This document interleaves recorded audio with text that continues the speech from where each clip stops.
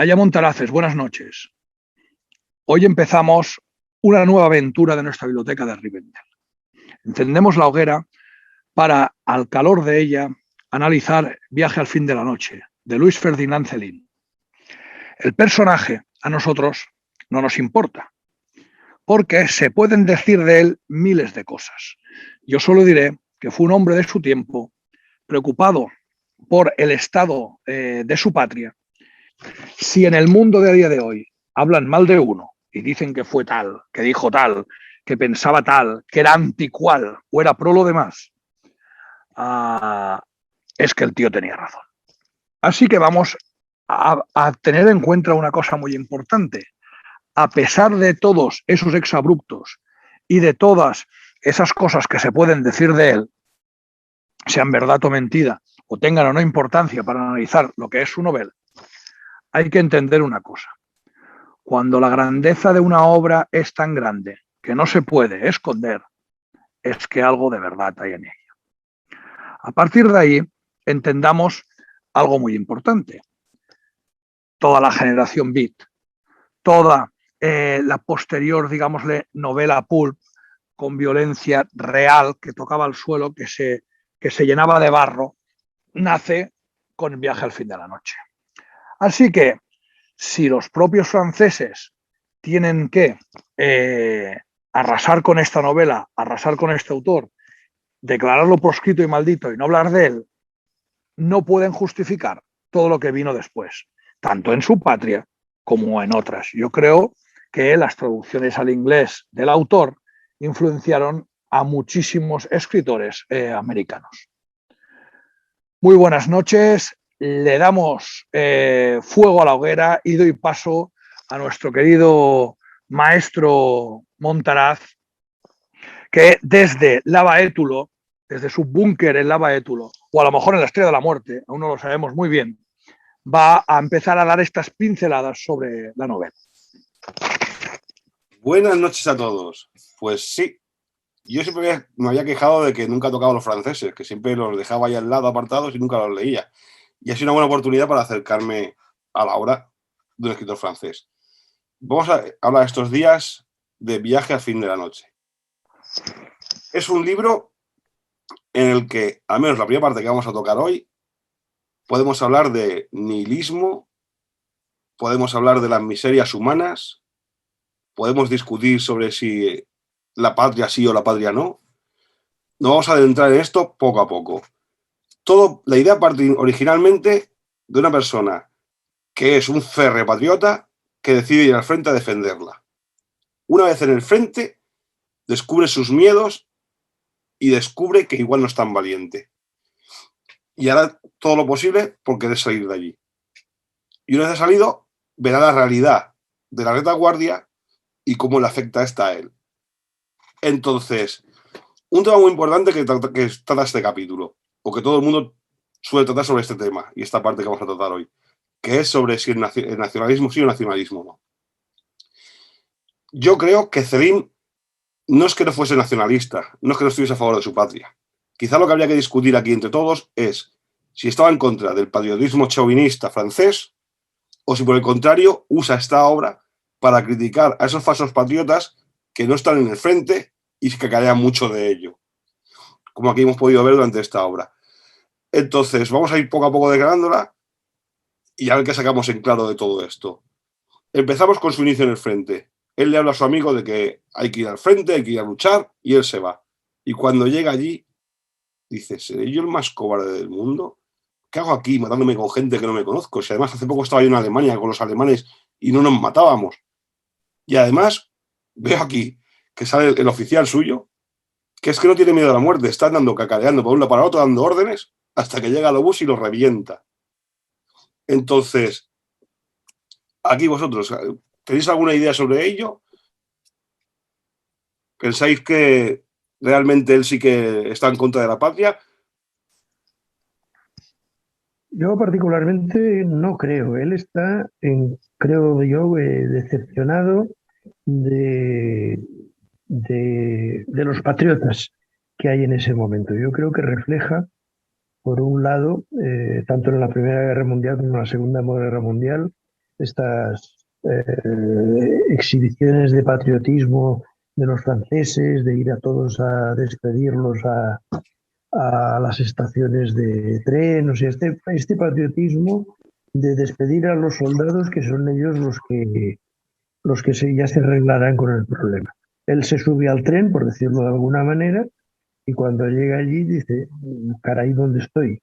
Claro, luego se ve el contraste de la retaguardia, y entonces allí hay los cafés, todo el mundo con uniforme paseando por la calle, porque no van al frente, y él yo creo que lo que denuncia es este falso patriotismo. No sé si es el cinismo o no, pero es esta, esta falsa persona que se queda en casa, envía a quien puede a morir sin saber por qué van a morir. O sea, hay aquella famosa frase, acordaros que era, y además en francés, morir por dancing, o sea, esto es ya el colmo. Y yo creo que lo refleja. El libro principalmente, en esta primera fase, eh, lo- o sea, es que es muy fácil de leer en esta traducción española, eh, porque hay diálogos y descripciones sencillas y que tú te ves dentro de la situación. O sea, él te la explica muy bien y tú te ves dentro de la explicación. Cuando dicen, parece que el sargento se ha muerto, o sea, es un diálogo genial, aquel de, no sé, son 10 frases, pero te ves allí dentro del tema. Y cuando él luego te dice, y no, y voy a la ópera, y voy etcétera, y aparecen estos nombres que, bueno, a mí me hacen gracia, y es Lola no sé cuántos, o sea,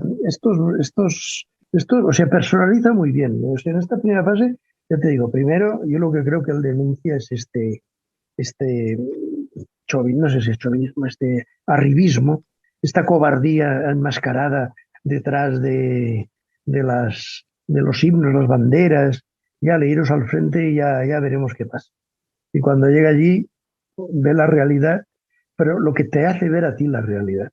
Y luego cuando vuelve atrás, es cuando ya es una denuncia cruel, quiero decir, de decir, ostras, allí muriendo, lo que sea, y vosotros aquí tranquilamente tomando el sol de uniforme y tomando un café. Hay que entender una cosa. Céline es el primer autor que en lengua francesa habla la lengua del pueblo.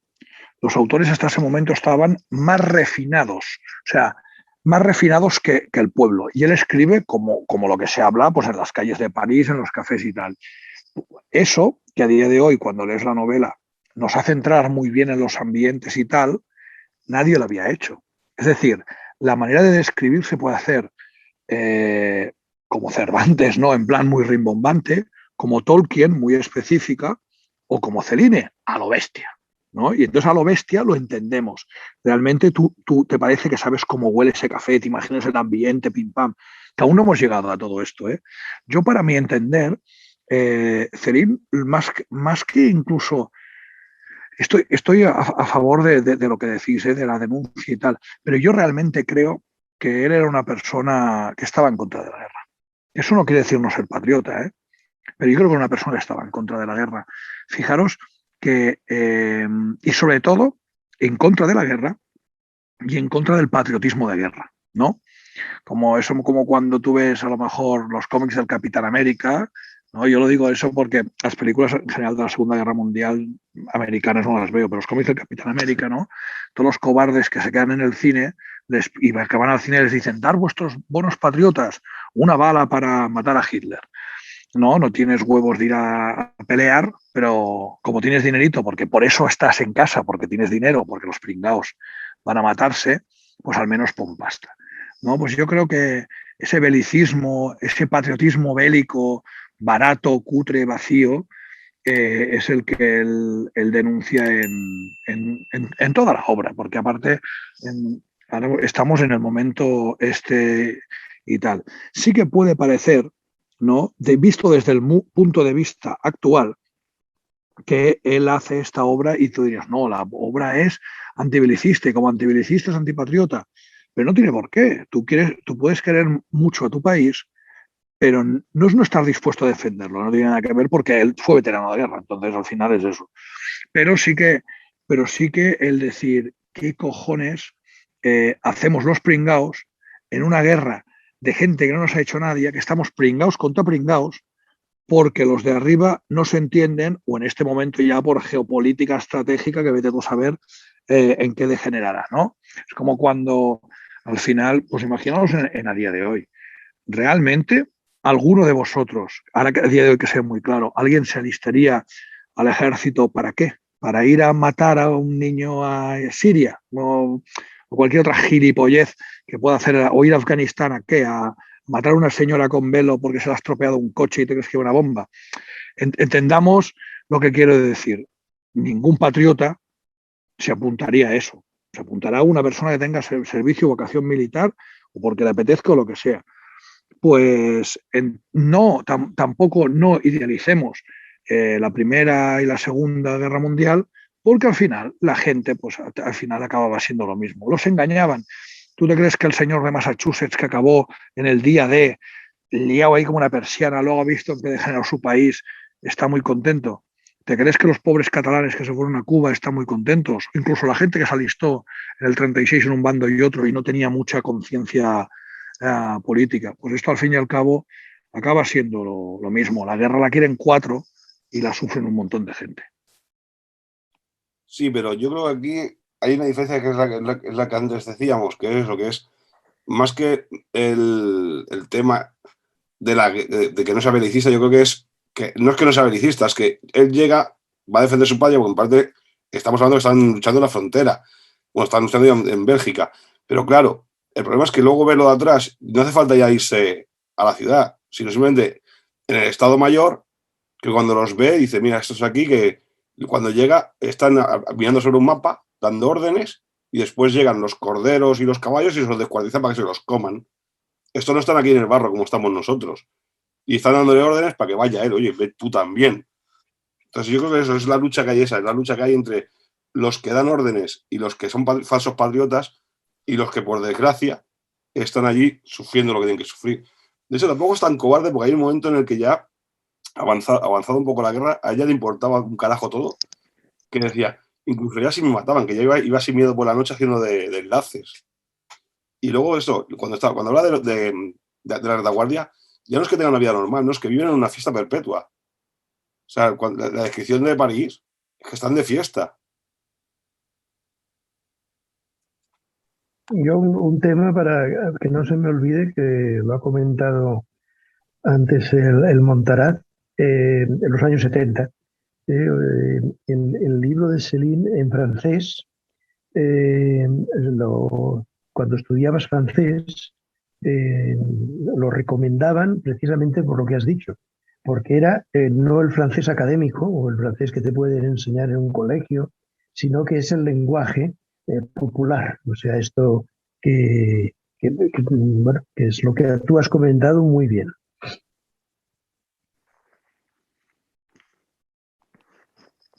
Luego también, ¿qué os parece un trozo que para mí es lo más lúcido? Que es cuando vuelve a la retaguardia, realmente la gente lúcida y que está bien está en el psiquiátrico. Los locos son los que están fuera del psiquiátrico. Incluso el speech que suelta el otro, que lo van a mandar luego al frente, suelta un speech que es para levantarse de la silla cuando estás leyendo el libro y ponerte a aplaudirlo, ¿eh? Bueno, acostumbra a ser mucho así, ¿eh? También. Él lleva también, fijaros, los personajes al extremo, extremo, extremo. Por ejemplo, fijaros, Lola o Musine, o sea, la chica esta chalada que toca el piano y sería ¿cómo se llama? Lola es con los aviadores y Musine con los argentinos, ¿no? Fíjate, o sea, son personajes llevados al extremo, a lo loco, loco, loco. Fijaros también, por ejemplo, las descripciones de los clubs, de las prostitutas, de los misfits, ¿no? De la gente rara que se cruzan y tal. Siempre es, a mí sabes que creo, y me recuerda a las, y es al revés, ¿no? O sea, creo que Tarantino se basó en esto. Pero fijaros esos típicos personajes de Tarantino, de Pulp Fiction, de Reservoir Dogs, que eran como muy llevados al extremo, muy locos, mucha chaladura. O esos personajes raros del Alex de la Iglesia, ¿no? de estos ahí, el tío vestido de Bob Esponja, ¿sabes? Todo lo más misfit posible. De aquí, un tarao de estos sería una película brutal, o sea, porque en verdad es de estar a Dolandia. Sí, es que estos son histriónicos, son personajes muy histriónicos. Sobre todo, por ejemplo, la Lola esta, que su gran hacer patriótico es hacer magdalenas. Y luego se queja porque han engordado. ¿Qué dices? ¿En serio? ¿Ese es el nivel de patriotismo que tienes? Bueno, y si avanzamos en la historia, la señora esta de la tienda, la señora Erote, es también espectacular. O sea, ya el nivel desquiciado total.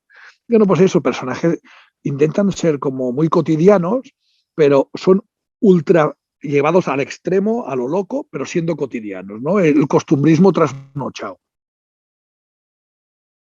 Los personajes que te encontrarías en la calle, en la vida habitual, evidentemente los lleva al extremo, como decís, pero eso es una fauna hasta cierto punto de sentarte en una silla, aquello que decíamos en la Rambla en las Ramblas y ver pasar, y tampoco sería tan extraño. Lo que yo repito que es, claro, este pobre escritor, y lo digo así con cariño, ha tenido la sentencia de pensar y ser libre, porque en la descripción de todos estos, bueno, es que yo me parto con algunos, es que es para verlos, y son franceses. Yo creo que este se escribe muy bien y sobre todo describe muy bien y logra que te integres en esas historias que podrían parecer absurdas, pero tú te ves. Hay que entender también una cosa, que el libro fue un éxito del pueblo, un éxito llano, no fue un éxito, digámosle, de, de que fuera por una editorial y tal. Él ni se lo esperaba, esto salió de la nada, la gente le empezó a encantar. ¿Por qué? Porque al final todo el mundo se puede ver reflejado en alguien y sobre todo cuando tú eres pobre, cuando tú eres una persona normal y corriente, en verdad es como la lucha de clases, ¿no? No existe el orgullo proletariado, todo el mundo quiere ser de clase alta. Pues al final, ¿a quién deja como el culo? Pues a los que mandan, a la clase alta y tal. Entonces, por eso, a la gente normal y corriente, un libro sí les parece la hostia. Por cierto, un contraste muy bueno, ¿no? El speech este que hace el profesor Besmonte, ¿no? Que les dice que son los mejores, tal, no sé qué, la patria y no sé cuántos, contrasta mucho esa épica literaria típica y tópica con lo real que está explicando él, riéndose hasta de eso, ¿no? Eso también es pues resulta muy interesante. Bueno, y ya no hablemos de cómo se libre de la paliza en el barco con el Viva la Francia, ¿no? A ver qué oficial tenía huevos de afobetear un civil después de haber gritado Viva Francia. Pues eso. A mí el ejemplo más histriónico de falso patriotismo me recuerda al del el antiguo jefe suyo, cuando sacrificaron a los dos pastores alemanes por ser alemanes, los pastores. Brutal, brutal. Y lo mejor es que dice, ahora tenemos unos perros de mierda que huelen mal y te dice, ay, qué bien olían esos, ¿no? Que los dejamos en casa mojados y no olía nada. Es demencial. Ahora no recuerdo dónde es de algo de cultura popular. Incluso creo que es de algún cómic de Thor y el Capitán América y tal, de estos que hacen a veces fuera de época y en la Segunda Guerra Mundial, que alguien dice, no sé qué tenemos en contra de los alemanes, si a mí siempre me ha gustado Wagner y los Frankfurts. Yo creo que es de algún cómic de estos un poco trasnochados que a veces sacaba la Marvel hace un tiempo. Pero ves, lo que te lleva es a vivir bueno, y también vivir un poco ese París que debió ser, pues bueno, el de la época y el que él refleja. Por eso el pueblo se veía, los había reflejado. O sea, ellos, estos personajes, este en concreto no, pero estos personajes similares, seguro que los habían visto. Igual este autor, pues lo que tú muy bien has dicho, era. Luego también hay algo también que está muy interesante, que es luego lo mentiroso que pueden llegar a ser esta gente cuando para dárselas de grandeza, que son todos los tíos que están ahí en rehabilitación, que cuando van incluso a la obra de teatro que les hacen ahí, porque son los auténticos patriotas y van ellos ahí a presentarla, y estaba luego el otro que todo venda como una momia, ahí encantado diciendo, sí, no sé qué, yo soy un héroe de guerra, me enfrenté a no sé qué, dice, contando las mentiras de siempre, incluso a veces decorándolas un poquito más. Es parecido a lo que luego, cuando se emborracha con los soldados coloniales, lo mismo dice, coño, dice, si estos tíos cuentan las mismas chorradas que nos inventamos nosotros y cuando estábamos convalecientes y tal. Sí, pero con un poco más de jungla. Sí, dice, con un poco más de jungla y con animales más exóticos y tal. Sí, al final que todos están en el mismo sitio. Y fijaros la locura de las mujeres metiendo mierda para que los otros oficiales calienten a este tío solo porque se han cruzado y todo el mundo se han paranoiado con él. Es espectacular. Y me gusta mucho la frase de que cuando estás libre ya te cruzas cada día con 100 personas a las que quieres matar o quieren matarte. Pues imagínate en un barco, ¿no? Que todo se hace más exagerado y durante un mes que duraba la travesía, imagínate. El frenopático, el manicomio, es también un lugar de encuentro y claro, aquí está descrito muy bien. En la África, ¿por qué creéis que decidís? ¿Es una huida o es que le oprime ya toda esa falsedad, todo ese aspecto de esta Francia y él busca salir y a ver si en África pues encuentra algo diferente? A ver, aquí yo separo dos conceptos. Lo que cuenta de Ferdinand Bardamú, que es el personaje, es que como la familia no sabe qué hacer con él y no tiene pasta para ir a América, lo mandan para África.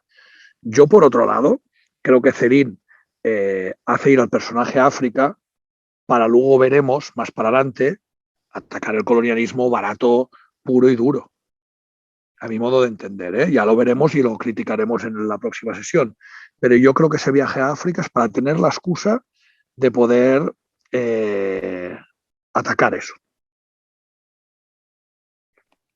Sí, eso es claro, porque primero ha atacado la metrópoli y ahora quiere atacar también el colonialismo, claro, porque es lo que es Francia. Francia es la metrópoli y luego están las colonias, que son estercoleros a los que van solo a sacar cosas y cuando ya los han vaciado, luego ya ellos se Como marchan. nuestros amigos los saxons. Los ingleses han hecho lo mismo. Por eso ellos quieren colonias. Nosotros teníamos provincias de ultramar. Esa es la diferencia, importantísimo. Claro. Virreinatos. De hecho, es algo que todo el mundo decimos siempre se nos viene a la boca, pero es que se ha de entender que es cuando Inglaterra tuvo el imperio más grande de la historia, comparado con el español. Pero ¿por qué en España no se ponía el sol y en Inglaterra sí? Por eso, porque Inglaterra era el imperio, que eran las colonias y la metrópoli. España era desde Filipinas hasta la Tierra de Fuego, hasta tanto la península como California. Todo era España. No eran Así es, esa es la colonias. diferencia. Incluso los portugueses, que siempre fueron una colonia de los ingleses, que por eso se separan y tal, y sus tonterías, realmente sus provincias de ultramar las tenían como provincias, ¿eh? Y Salazar por eso las defendió y al final acabó pasando lo que pasó. Pero es así. Ese era el concepto que tenían ellos. Incluso aquí, ¿no? Cuando el tema de Guinea, todo esto y tal, siempre han sido provincias, Ceuta y Melilla. Jamás han sido una colonia o como Gibraltar o una porquería de estas que tienen los sajones. Lo nuestro siempre han sido provincias, pero fuera de Hispania, fuera de la Hispania romana. Y ya está. Nos hemos liado, siempre acabamos hablando de España, ¿eh? Yo lo que veo es que él refleja una sociedad francesa, la refleja con detalle, es una sociedad que a él no le convence, que no le gusta y efectivamente primero destroza la metrópoli y ahora vamos a por las colonias. Y luego ya iremos a por el capitalismo y el liberalismo y todo lo de Nueva York. Yo es que creo que también un poco Serín tiene un poco pinta de misántropo. Yo no sé si a lo mejor su vida fue igual, pero yo creo que eso, que él tiene una vida de ser un ser humano que detesta también al resto de la humanidad.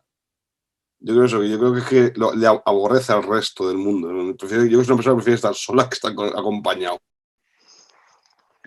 Sí, aparte, fijaros una cosa, que luego ya como la persona, que siempre se le ha acusado de antisemita y de colaboracionista y tal, realmente jamás fue político, jamás estuvo afiliado a nada, ni estuvo en nada. O sea, era un tío más raro que un ocho.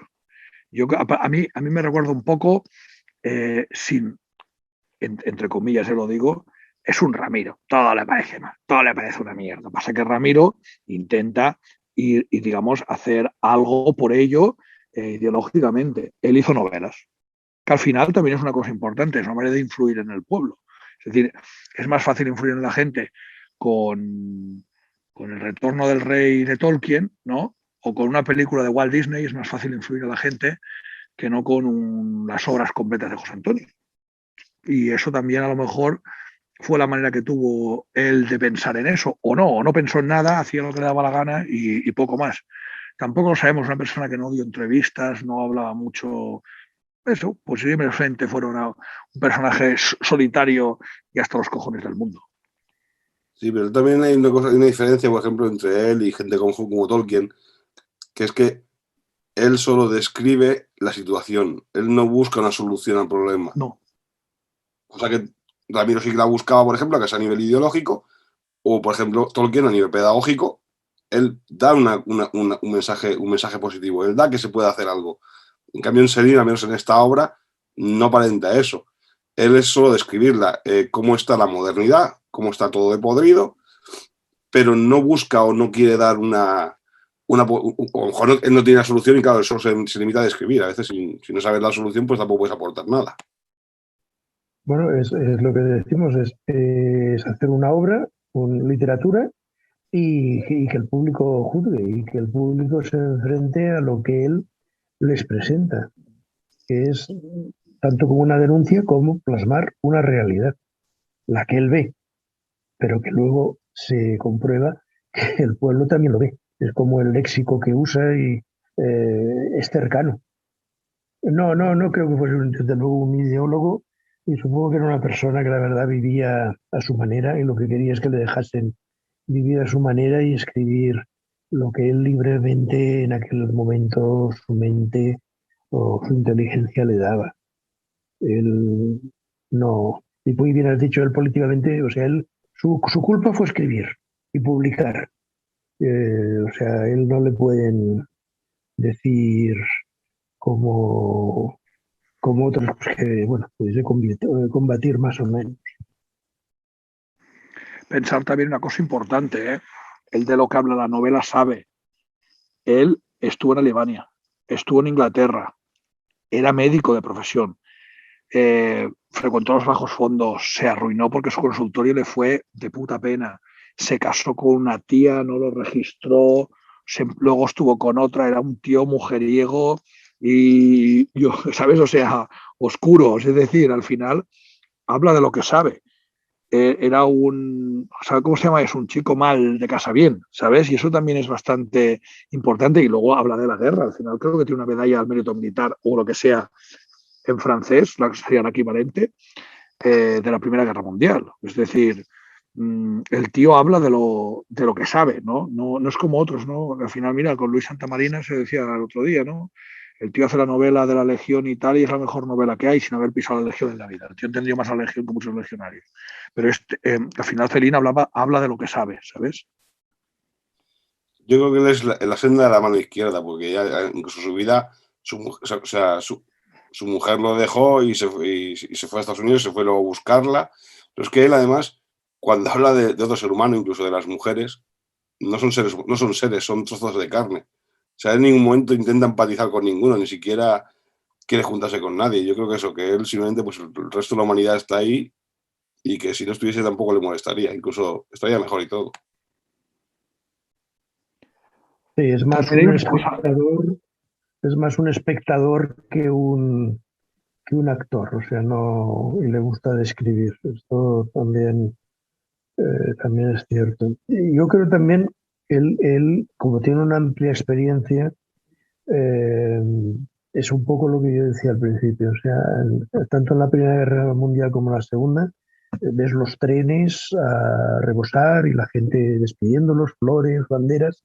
Y por ejemplo, claro, en la Segunda Guerra Mundial, pero él debe decir, si yo he vivido la primera, si han pasado 20 años, y tuvimos no sé cuántos millones de muertos, otra vez contra los alemanes, que yo estaba allí, y, o sea, es un, un desorden mental que él, pues yo supongo que lo que hace es decir, os dais cuenta, leed esto y daros cuenta. Hay una cosa también importante, ¿eh? Yo no los he leído, pero he leído sobre ellos. Él, los 3 panfletos estos, de los que siempre se le acusa de colaboracionista, de antisemita y demás, son panfletos antibelicistas, ¿eh? Entendamos eso.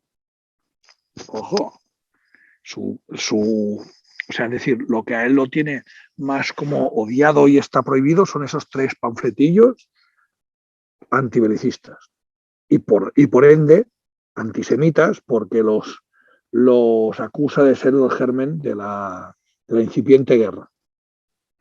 Son del 38, 39 y 41 o algo así, más o menos.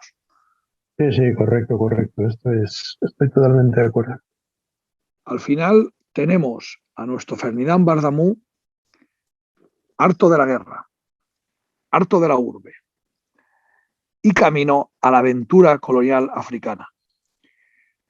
¿Qué nos depara Céline en estas próximas aventuras? Una crítica mordaz al sistema colonial africano, al sistema colonial francés, disculpan. No lo sabemos. Así que cojamos nuestros volúmenes, los volvemos a guardar en la biblioteca de Rivendell, apagamos la hoguera y decimos buenas noches y hasta la próxima.